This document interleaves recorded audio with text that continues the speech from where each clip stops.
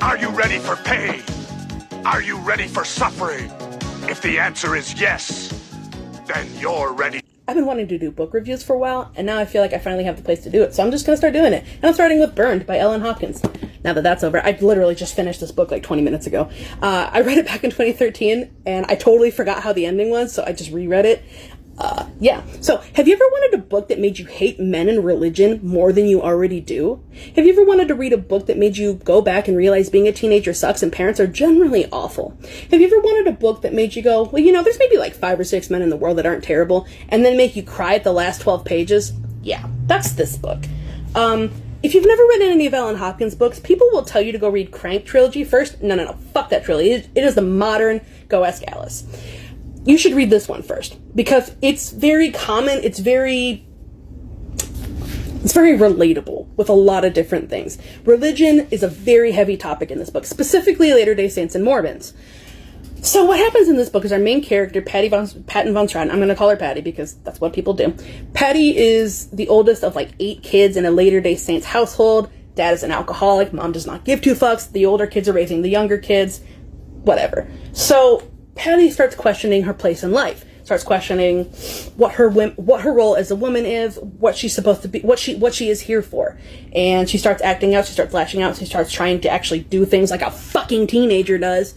And her dad, who beats their mom and is fucking always drinking, and later on starts beating the girls, sends her away because he's like, no, I'm sick of you, I don't want you. So he punishes her by sending her away to her aunts. Now, her aunt is Dad's brother, or Dad's sister, and they've never gotten to speak to their aunt because Dad's an asshole. So he sends her away as punishment, but Aunt is really fucking awesome and says, look, go be a teenager. You need to experience these things because religion, all that shit, that's awful. You can still love God and still be a normal fucking teenager. All this shit.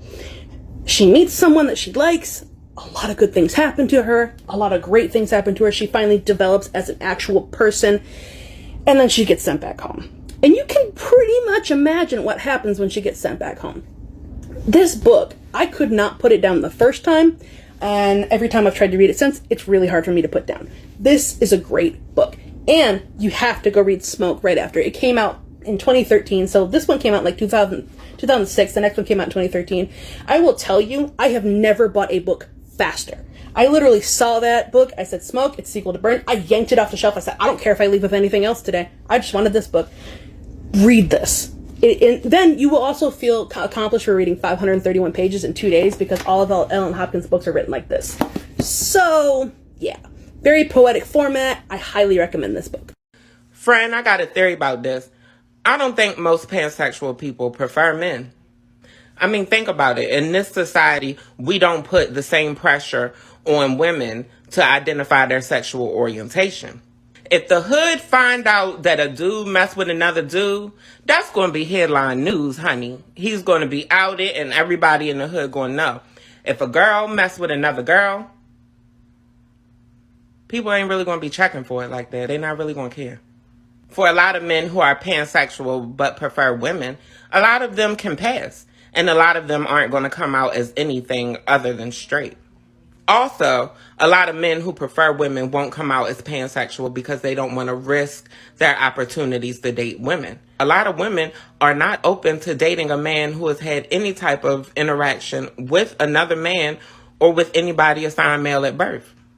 Because men are more commonly exiled for sexual variance, I think it's more common for men to seek community in their sexual variance. And with that, I think a lot of men have sought out and found the identity pansexual and realized that it was them versus the average woman who never even cared to look because she never had to.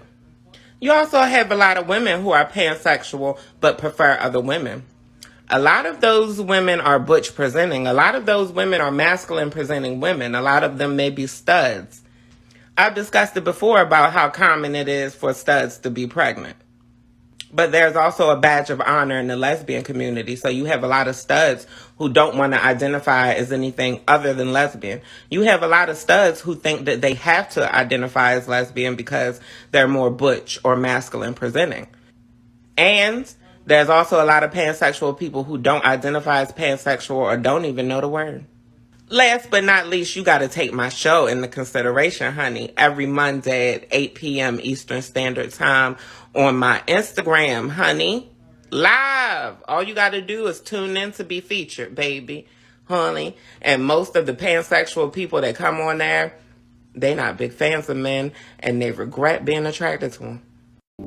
Hi, my name's Em. I'm a media arts and sciences major. I'm about to graduate, and I wrote my senior thesis on queer games and what queer games are.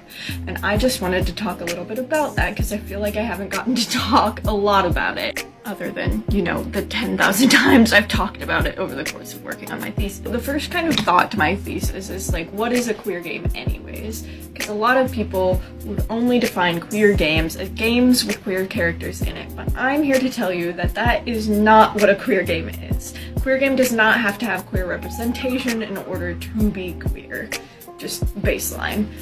And that's like part of what I wrote my thesis on, is why it's so hard to explain what exactly a queer game is. There's no clear definition. Like, you can't really define a queer game based off of certain criteria, because that ends up excluding games that could be called queer as well.